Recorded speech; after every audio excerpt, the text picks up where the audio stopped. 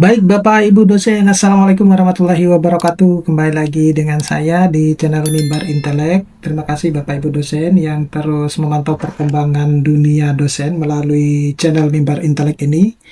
Nah, kali ini saya akan memberikan informasi terkait dengan fenomena adanya insentif bagi dosen yang memperoleh dana penelitian. Nah, seperti kita ketahui bahwa sebelum-sebelumnya Bapak Ibu dosen ya, kalau kita mendapatkan dana penelitian itu kan kita tidak sama sekali mendapatkan insentif ya. Dan itu sudah cukup lama kita diberlakukan semacam itu. Nah, kali ini itu ada insentif bagi dosen yang telah mendapatkan dana penelitian tersebut. Nah, tapi sebelum saya membahas ini lebih dalam, saya mau menginformasikan kepada teman-teman dosen bahwa bagi teman-teman dosen yang mungkin merasa kesulitan untuk menulis atau mempublikasikan artikelnya di jurnal Scopus, kemudian di jurnal Sinta 1 hingga Sinta 6, menulis buku dengan cara yang cepat, Bapak Ibu guru bisa dengan mudah mendownloadnya melalui link yang sudah saya sediakan pada deskripsi dari video saya ini. Dan itu sudah banyak yang terbukti dosen-dosen yang sudah berhasil publikasi ya, terutama di jurnal Scopus. Nah, baik Bapak Ibu dosen, tanpa panjang lebar, jadi fenomena ini merupakan kebijakan baru yang telah dikeluarkan oleh Menteri Pendidikan Tinggi, Sains dan Teknologi ya, yang melalui wakil menterinya menyampaikan informasi ini bahwa ternyata di Indonesia itu sudah lama tidak menerapkan sistem insentif bagi dosen yang memperoleh dana penelitian. Nah, saya tidak tahu bahwa apakah Bapak Ibu guru mengetahui informasi ini atau sudah tahu tapi belum memanfaatkannya. Karena berdasarkan informasi yang saya peroleh dari ratusan ribu dosen-dosen yang ada di Indonesia, hanya nggak sampai 500 proposal yang mengajukan penelitian untuk mendapatkan insentif ini, dan itu masih proses seleksi gitu. Jadi saya harap bahwa dengan informasi ini itu bisa membuka jalan buat Bapak Ibu dosen untuk semangat melakukan penelitian, karena nanti ada insentif yang akan diberikan. Jadi kalau di negara tempat saya studi, itu ada insentif yang diberikan oleh profesornya ketika dia sudah berhasil menyelesaikan penelitiannya. Ketika dia mendapatkan dana penelitian dari pemerintahnya, maka dia akan mendapatkan 20% dari dana yang dia dapatkan. Macam itu. Itu baru dana dari 20%-nya ya. Ada lagi reward yang diberikan oleh pemerintah ketika dia berhasil publikasi di jurnal-jurnal yang tergolong high tier ya, atau jurnal-jurnal yang reputable, dan itu juga dihitung berdasarkan impact faktornya gitu. Nah, semoga Indonesia ke depan itu bisa menerapkan seperti halnya negara-negara yang pendidikannya sudah maju. Karena memang kita itu kan sudah gajinya kecil, tetapi ketika kita melakukan penelitian, dananya juga tidak terlalu banyak, dan kita juga tidak bisa mendapatkan insentif yang ada dari penelitian tersebut. Sehingga kita sepertinya sulit untuk kayak seperti profesor-profesor di luar negeri yang bisa meng-hire ya mahasiswa-mahasiswanya untuk mengambilkan data, sehingga kita itu tinggal hanya fokus membimbing. Misalnya tidak kesesuaian data, kita bisa memperbaiki, melakukan riset ulang ya, dan kita bisa lebih fokus untuk menulis artikel seperti itu. Nah, di Indonesia itu fenomena-fenomena itu belum terjadi gitu. Nah, yang pertama dulu Bapak Ibu guru, ini makna permasalahannya bahwa seperti yang kita ketahui di Indonesia itu kan ini mungkin merupakan hal yang sudah lama sebenarnya, tapi baru dikembalikan kembali ya setelah tidak pernah diberlakukan. Jadi ada kebijakan insentif, artinya di tingkat institusi baik itu universitas, fakultas, prodi maupun LPPM sudah ada skema penghargaan untuk dosen ya, apalagi di kementerian ya, yang berhasil memperoleh dana penelitian eksternal atau berhasil memenangkan hibah internal tertentu. Nah, kemudian ada insentif ini bersifat positif dan strategis. Nah, biasanya insentif ini berupa uang honor, reward atau bonus ya. Kemudian poin kinerja tambahan untuk BKD misalnya, kenaikan jabatan akademik ataupun sertifikasi dosen, atau kemudian administratif ya, misalnya prioritas fasilitas laboratorium, bantuan asisten peneliti dan lain sebagainya. Nah, bahkan kalau di luar negeri itu tidak ada istilah bahwa kita bebas ya membeli barang karena itu untuk penunjang penelitian, dan itu pun kalau misalnya dipakai untuk next berikutnya di penelitian berikutnya itu juga fine-fine saja. Nah, sayangnya informasi ini tuh tidak tersebar luas ya, atau bahkan mungkin Bapak Ibu dosen belum mengetahuinya. Jadi saya harap dengan adanya informasi ini Bapak Ibu dosen itu akan lebih semangat untuk melakukan penelitian. Dosen tidak familiar dengan detail skema insentif, syarat besaran, prosedur klaim.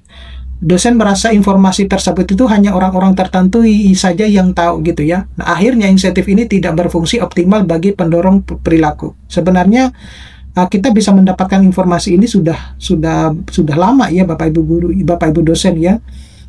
Nah, intinya kebijakan itu sudah ada, tapi tidak efektif karena tidak diketahui dan tidak dimanfaatkan. Nah, lalu seperti apa untuk peran strategis insentifnya? Jadi, yang pertama itu bisa meningkatkan motivasi dosen untuk mencari dana penelitian. Mulai dari pengajuan hibah penelitian yang memakan waktu, tenaga, dan pikiran, ya, mulai dari menulis proposal, revisi, dan administrasi. Insentif ini bisa menjadi kompensasi psikologis ya dan material atau effort tersebut. Nah, dosen yang tadinya pasif itu bisa terdorong menjadi aktif karena reward yang jelas. Kemudian yang kedua itu mendorong peningkatan kinerja institusi. Jadi, banyak indikator kinerja perguruan tinggi itu bergantung pada jumlah hibah penelitian yang diperoleh, jumlah publikasi, kemudian hak kekayaan intelektual, ataupun luaran inovasi gitu ya. Nah, insentif penelitian ini sebenarnya adalah alat manajemen untuk mencapai target institusi ya, mulai dari akreditasi, IKU, ataupun ranking. Kemudian membangun budaya riset dan kolaborasi. Nah, jika insentif dimanfaatkan, dosen yang berhasil itu akan menjadi role model ya, kemudian mengajak kolega atau untuk kolaborasi, bisa juga meningkatkan atmosfer akademik ya, mulai FDGs, FGD ya, FDGs atau seminar, diskusi proposal ataupun lain sebagainya. Nah, namun semua manfaat ini tidak tercapai jika kebijakan insentif itu hanya berhenti di dokumen tanpa diketahui mayoritas dosennya. Nah, pertanyaannya adalah mengapa banyak dosen yang tidak mengetahui hal tersebut? Penyebab utamanya itu sebenarnya apa? Ya, jadi fenomena ini tuh biasanya muncul karena kombinasi beberapa faktor. Jadi kurangnya sosialisasi kebijakan ya, sosialisasi kebijakan insentif sering itu hanya sekali di awal ya, kemudian dilakukan secara formal dan singkat melalui surat edaran misalnya, dan tidak semua terbaca gitu ya, atau tidak diulang dan tidak dikemas menarik gitu, sehingga dosen yang sibuk mengajar, membimbing, dan administrasi itu mudah melewatkan informasi tersebut, bahkan tidak merasa bahwa informasi ini relevan dengan mereka gitu. Nah, dampaknya adalah insentif ada di kertas tapi tidak hidup di kepala dosen gitu. Nah, informasi yang tidak transparan atau terpusat itu akan misalnya seperti surat edaran, grup WhatsApp tertentu, email internal, dokumen LPPM, dan sebagainya, itu akan sebenarnya mempermudah kita mendapatkan informasi. Nah, tapi tidak jarang juga ya, dosen senior atau junior itu tidak struktural, tidak tergabung dalam grup sumber informasi utama. Nah, tidak ada satu portal atau sistem informasi terintegrasi yang menjelaskan dengan jelas bahwa siapa yang berhak, besarannya berapa, prosedur mengajukan atau mengklaimnya seperti apa, contoh dosen yang sudah mendapatkannya itu seperti bagaimana. Nah, akibatnya dosen itu merasa bahwa skema insentif ini itu hanya abu-abu, tidak jelas, atau bahkan sekedar kata adanya gitu. Jadi, sejauh ini pun saya juga belum mendengar bahwa berapa sebesaran insentif yang kita dapatkan ya, berapa persen dari total anggaran, total dana penelitian yang kita dapatkan. Seperti itu. Nah, selanjutnya itu adalah ini ya, prosedur klaim yang rumit ya. Jadi kadang dosen tahu ada insentif tapi tidak tertarik memproses karena terlalu banyak dokumen yang harus disiapkan ya, seperti SPJ, bukti pencairan, SK laporan, dan lain sebagainya. Kemudian proses lama dan melewati banyak meja, tanda tangan berlapis gitu ya. Tidak jelas timeline pencairannya, kapan insentif benar-benar diterima.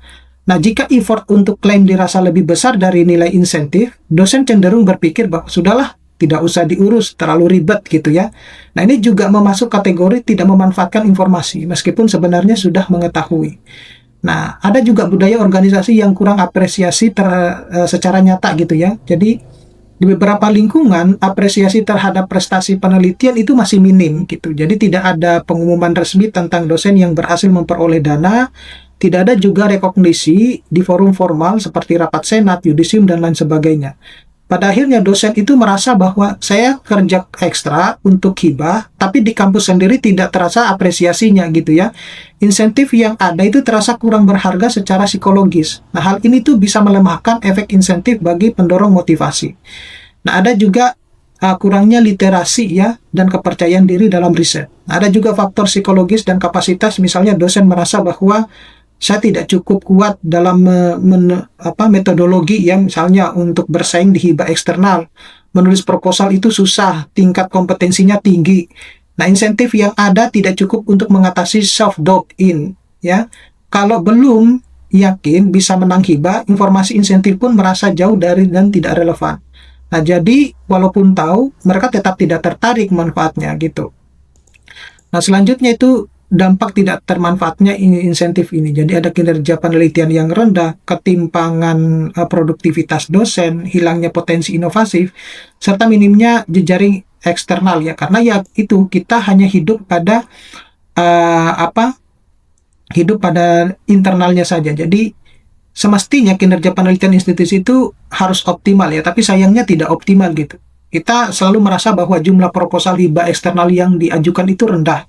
Tingkat partisipasi dosen pada skema dana penelitian ya terpusat pada kelompok dosen tertentu saja. Jadi orang-orang itu saja. Nah, konsekuensinya luaran penelitian seperti publikasi, HKI, kemudian prototipe dan lain sebagainya juga kurang berkembang. Padahal dengan sedikit perbaikan informasi saja, banyak dosen lain itu sebenarnya bisa ikut mendorong pencapaian tersebut. Lalu ada ketimpangan produktivitas antar dosen. Dosen yang sudah aktif meneliti itu mendapat hibah insentif, kemudian reputasi akademik, serta peluang jabatan fungsional itu jauh lebih cepat ya dibandingkan mereka yang jarang melakukan penelitian. Kemudian dosen yang lain itu tetap sibuk di pengajaran dan administrasi tanpa banyak kesempatan mengembangkan portofolio penelitiannya. Nah, dalam jangka panjang itu bisa muncul persepsi bahwa yang diuntungkan hanya dosen yang sudah kuat riset dari awal. Padahal sebagian masalah ada pada kurangnya informasi dan fasilitas. Kemudian hilangnya potensi inovasi dan jejaring. Jadi banyak topik atau ide penelitian yang sebenarnya potensial. Jadi tidak pernah diwujudkan karena dosen mengira bahwa tidak ada dukungan ya. Padahal jika mereka tahu ada insentif dan sistem pendampingan, mereka mungkin berani mulai. Nah, jejaring kerjasama dengan pihak luar seperti industri, pemerintah, ataupun komunitas lainnya juga tidak berkembang karena jumlah proposal dan proyek yang diajukan juga sangat terbatas. Berikutnya itu adalah arah solusi ya. Mengapa ini bisa menjadi rumusan masalah penelitian dan kajian gitu. Jadi arah solusinya itu kalau penjelasannya ingin dilengkapi dengan arah solusi, misalnya untuk bagian saran atau implikasi praktis, itu ada beberapa poin yang harus diperhatikan. Jadi yang pertama itu sosialisasi terstruktur dan berkelanjutan. Jadi bukan hanya sekali awal tahun saja, tapi diulang beberapa kali ya berkala pada rapat dosen, dilengkapi infografis, kemudian pertanyaan dan jawaban dan contoh kasus nyata. Kemudian yang kedua itu portal informasi insentif yang jelas dan mudah diakses. Jadi web LSM, kemudian Siakat, LPPM online yang berisi dengan dokumen kebijakan, alur prosedur klaim, formulir yang bisa diunduh, kemudian kontak person, dan lain sebagainya. Kemudian bisa simplifikasi prosedur klaim. Jadi mengurangi birokrasi yang tidak perlu, menetapkan SLA, Service Level Agreement, pencairan insentif. Ada juga pengakuan dan apresiasi non-finansial. Jadi penghargaan ini acara resmi gitu. Kemudian publikasi profil dosen peraih hibah di website. Nah, sharing session dari dosen yang berhasil memperoleh dana. Juga bisa melakukan pendampingan dan pelatihan penulisan proposal ya, misalnya klinik proposal rutin, mentor menteri ya, antara dosen senior dan junior, serta template dan contoh proposal pemenang. Nah, dengan demikian insentif itu tidak hanya ada di atas kertas, tetapi benar-benar menjadi bagian dari sistem yang mendorong budaya riset. Oke, saya kira cukup sekian Bapak Ibu dosen. Mudah-mudahan ini bisa bermanfaat. Nanti kita akan ketemu pada video-video selanjutnya. Saya akhiri. Assalamualaikum warahmatullahi wabarakatuh.